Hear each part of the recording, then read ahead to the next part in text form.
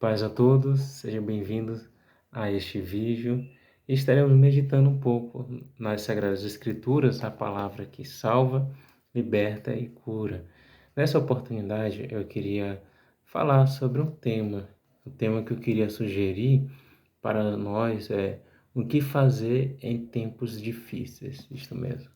O que fazer em tempos difíceis.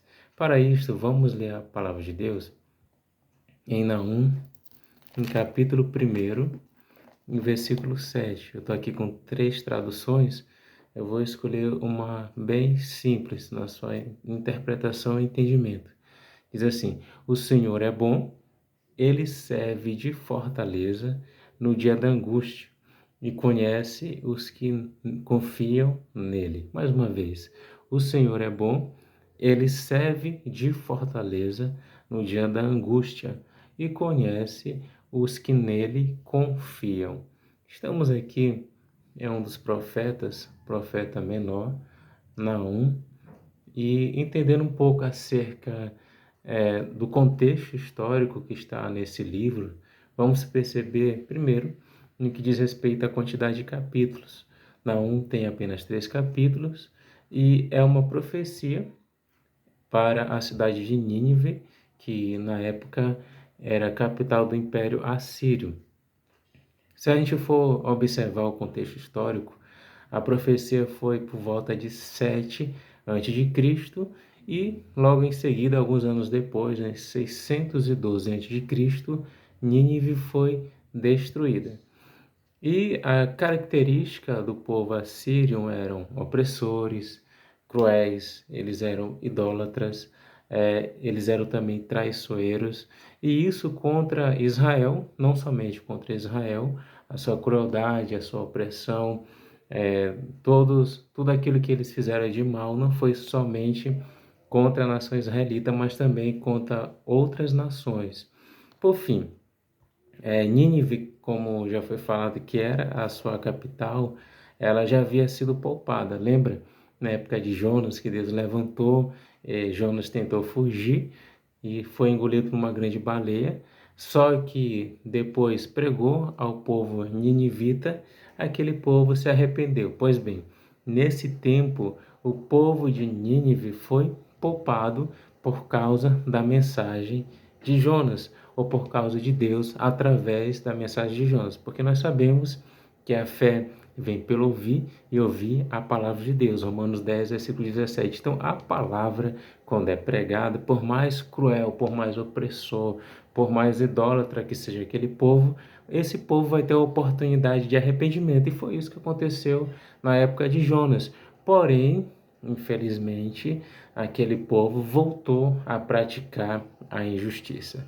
Aí nós podemos pensar, em meio a esse clima de juízo, onde Naum profetizou, ele profetizou em um clima de juízo, o que podemos destacar no versículo que a gente leu, que foi exatamente o versículo de número 7, onde aqui Naum, ele deixa esse momento de juízo, o profeta tinha que denunciar o pecado para que houvesse arrependimento, para que houvesse cura, para que houvesse misericórdia.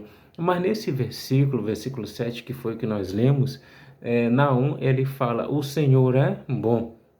Ele serve de misericórdia no dia da angústia e conhece os que nele ou os que confiam nele. Nesse momento, não há julgamento. E queremos trazer aqui para a nossa reflexão 3 lições que nós destacamos precisamente nesse versículo 7. O primeiro, a primeira lição que nós podemos aprender é que o Senhor é bom. Só você reler. Eu vou reler pela terceira vez, onde Naum fala, o Senhor é bom. Naum, capítulo 1 e versículo 7. Ou seja, apesar do julgamento que Naum precisava falar aos ninivitas, nós destacamos aqui a justiça de Deus e entendemos que a justiça de Deus não anula a sua bondade. Vamos repetir, que é para você internalizar. A justiça de Deus não anula a sua bondade. Só mais uma vez. A justiça de Deus não anula a sua bondade. Podemos trazer para reflexão Salmo 34, versículo 8, que diz: provém e vejam como o Senhor é bom, como é feliz o homem que nele se refugia. Salmos 34, versículo 8. Provém e vejam como o Senhor é bom, como é feliz o homem que nele se refugia. E Salmo 100, versículo 5. Porque o Senhor é bom e o seu amor dura para sempre. Mais uma vez, Salmo 100, versículo 5. Porque o Senhor é bom e o seu amor dura para sempre. O que nós entendemos? Existe a justiça de Deus, sim, mas a sua justiça também é acompanhada da sua bondade. Ou seja, a justiça de Deus não anula sua bondade. Segundo ponto, nós podemos destacar, nós voltamos mais uma vez ao texto, fala que o Senhor é bom, ele serve de fortaleza no dia da angústia. Essa palavra fortaleza, nós também podemos destacar como refúgio. E aqui vem o tema da mensagem, o que nós devemos fazer em tempos difíceis. Em tempos difíceis, nós devemos buscar refúgio. Não somente refúgio na psicologia, serve com certeza.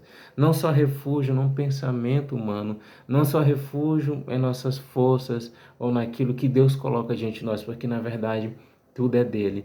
A palavra refúgio, só para a gente contextualizar, no hebraico, significa exatamente isto: esconderijo seguro, abrigo forte. Em tempos difíceis, precisamos de um esconderijo seguro. Em tempos difíceis, precisamos de um abrigo forte. E mesmo que tudo ao nosso redor, que o mundo esteja em colapso, precisamos relembrar: Deus continua sendo um lugar seguro para nós. Mesmo na dificuldade que possamos estar passando, Deus continua sendo uma fortaleza, continua sendo um esconderijo seguro. Deus continua sendo um abrigo forte. A sua palavra diz, no Salmo 46, versículo 1, Deus é o nosso refúgio e fortaleza, socorro bem presente na angústia. Salmo 46, versículo 1. Deus é nosso refúgio e fortaleza, socorro bem presente na angústia. Se você for lá para Provérbios, no capítulo 18, versículo 10, você vai entender que o nosso Senhor, o nome do Senhor é uma torre forte. O nome do Senhor é uma torre forte. Os justos correm para ela e estão seguros. Então, o nosso Deus é uma torre forte. O nosso Deus é o refúgio, é a fortaleza, é o esconderijo seguro, é o abrigo forte que nós precisamos. Então, nós podemos recorrer a Ele em tempos difíceis. No terceiro e último ponto, nós observamos que o Senhor também, além de nos dar refúgio, nos dá proteção, porque o Senhor protege os que nele confiam.